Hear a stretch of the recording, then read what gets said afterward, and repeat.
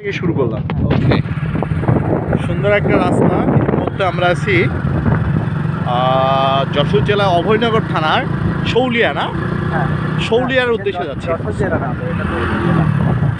Sorry, এটা এটা খুলনা জেলা। সরি, আমি শৌলিয়া যাচ্ছি। গোয়ালমারি কত দূর এখান থেকে? 50 কিলো। ওকে, আপনারা দেখেন এত সুন্দর পরিবেশ। আমরা যেটা দেখার জন্য যাচ্ছি, এখানে আপনারা জানেন যে চিংড়ি চাষ হয়, প্রচণ্ড চিংড়ি চাষ হয়, প্রচণ্ড মানে প্রচুর আর কি। তো সেই ক্ষেত্রে এখানকার চিংড়ি চাষ করার জন্য যে জমিগুলো আসলে বেসিক্যালি এগুলো যেগুলো ঘের দেখতেছেন, এগুলা আসলে আমাদের এলাকায় পুকুর বলে অনেকে জানে, কিন্তু পুকুর না, এগুলো জমি। তো সবসময় পানি থাকার কারণে এগুলাতে চিংড়ি চাষ করা হয়। দ্যাটস ওয়াই মানে এগুলাকে বলা হয় ঘের। তো হয়তো যেটুকু আর ফাইনালি দেখা যায় যে একটা জায়গা স্পেস রাখা হয়, একটা জমির মধ্যে একটা গর্ত করে, যেটা পুকুর করা হয়, সেখানে সবসময় পানি থাকে, এটা শুকায় না কখনো, সেখানে মাছ চাষ করা হয়। আর মানে জমি শুকায় গেলে সব মাছ ওই পুকুরের মধ্যে যায় থাকে। এই মুহূর্তে আমরা যাচ্ছি এই ঘেরের নিচু এলাকা হওয়ার কারণে আপনি সামনে দেখতে পারবেন যে কিছু শ্যালো মেশিন দিয়ে মেশিন দিয়ে পানি সেচে দেওয়া হচ্ছে। কারণ হচ্ছে এই পানিগুলো যখন এই যে শুকায় নদীতে দিচ্ছে, নদীতে দেওয়া হচ্ছে এই পানিগুলো শুকায়, তারপরে এটাতে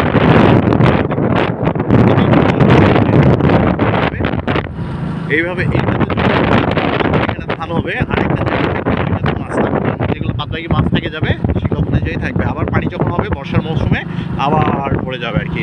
এইটাই হলো ঘেরের নিয়ম। যেটা এই ঘেরের পানি এখন কমানো নিষ্কাশনের জন্য দেখা যাচ্ছে এখন অতিবৃষ্টির কারণে ঘেরের পানিগুলো নিষ্কাশন হচ্ছে না। তো বাংলাদেশ সরকার কি সে জানে, BWD না কি জানি, একটা সংস্থার মাধ্যমে এই পানিগুলো নিষ্কাশনের একটা ব্যবস্থা করেছে, যেখানে এই নদীর পানিটা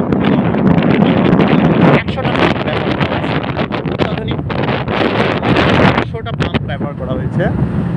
যে পানিগুলা আপনি দেখলেন অলমোস্ট 100 ক্রস করছে আমার জানার মধ্যে, আমি জানি না, সবার মুখে শোনার কথা।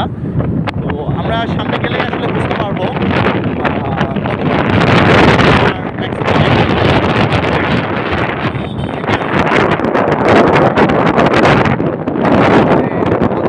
ভালো লাগলো।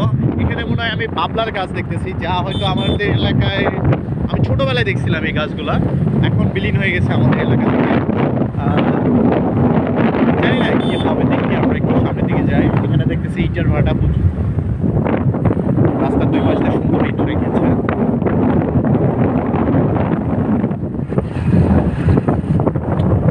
হয়তো অল্প কিছুক্ষণের মধ্যেই আমরা পৌঁছে যাব।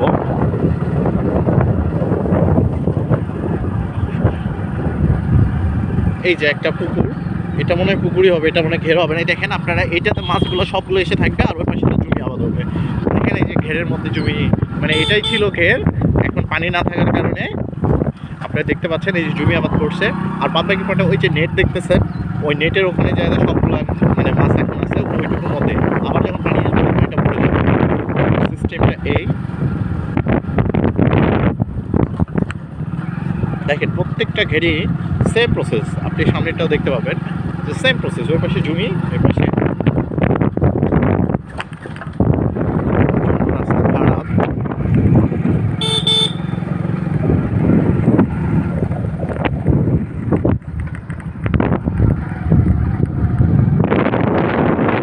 ড্রাইভ করতেছে অনিন্দ, সামনে আছে উত্তম কুমার, তার সামনে আছে আমাদের শ্রদ্ধেয় বড় ভাই।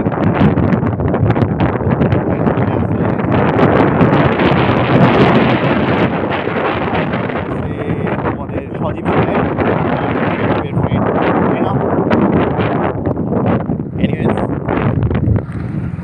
আমরা আরো অল্প কিছুক্ষণের মধ্যেই পৌঁছে যাব ইনশাআল্লাহ।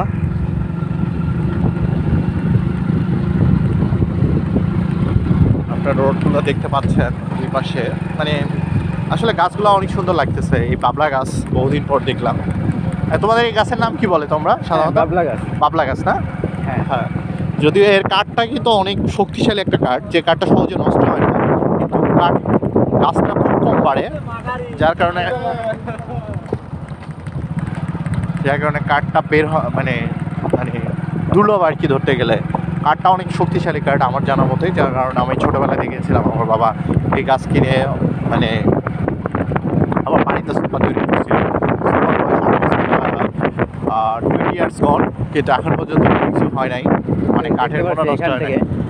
আপনি দেখতে পাচ্ছেন এই তো চলে আসছি, 100টা পাম্প লাগানো আছে এখানে, 100 প্লাস। আমি একটু জুম করে বুঝতে পারবো।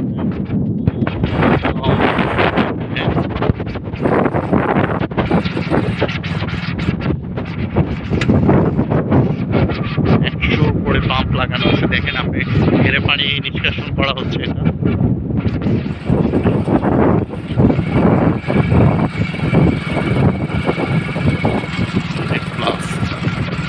আমি একটু জুম করে দেখার চেষ্টা করতেছি।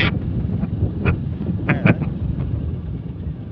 এখানে দেখেন অনেক দর্শক আসছে দেখার জন্য, পর্যটক আসছে যারা